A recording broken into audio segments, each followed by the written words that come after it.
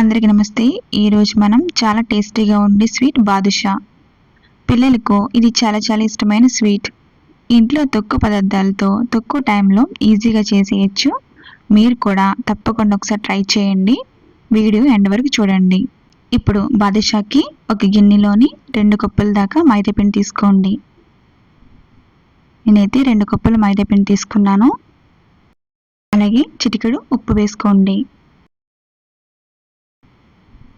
తర్వాత 1/2 tea spoon baking soda వేసుకోండి. ఇలా వేసిన తర్వాత ఒకసారి మళ్ళీ కలపండి. నేను ఇక్కడైతే నెయ్యి వేసుకుంటున్నాను. ఇప్పుడు ఇందులో నెయ్యి వేసి చేతులతో బాగా కలపండి. ఇలా కొద్దిగా నెయ్యి వేసుకుంటూ కలుపుతూ ఉండాలి. మన మైదాలోని నెయ్యి వేసిన తర్వాత ఈ విధంగా ఉండాలి. ఇలా ఉండి కింద ఉండాలి.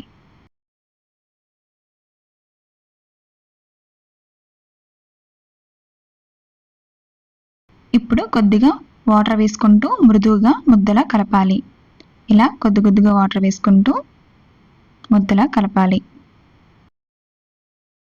ఒక చిన్న చిట్కా అండి, బాదుషాకి పిండి బాగా కలిపితేనే పర్ఫెక్ట్గా వస్తాయి. ఫైనల్గా ఇలా ముద్ద కింద తయారు చేసుకోవాలి. చూడండి. ఇప్పుడు ఒక 10 నిమిషాలు పక్కన పెట్టండి. ఇప్పుడు పంచదార పాకంలోకి 2 కప్పుల పంచదార వేయండి. ఇక్కడ నేను 2 కప్పుల షుగర్ వేసుకుంటున్నాను. అలాగే 2 కప్పుల వాటర్ వేయండి.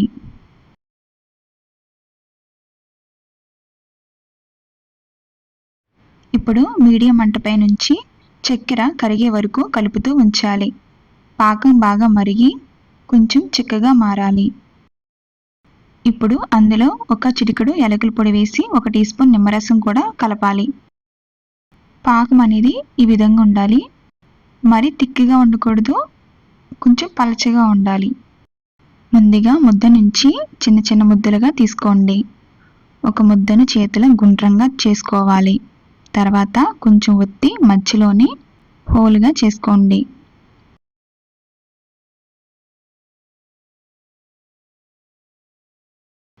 ఇలా ఈ విధంగా చేసుకోవాలి.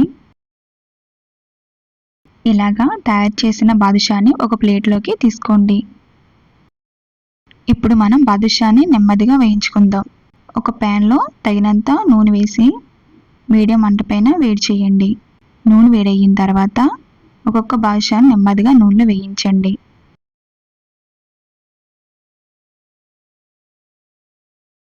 వేసిన వెంటనే గరిటెతో కలపకుండా కాసేపు అలా వదిలేయండి.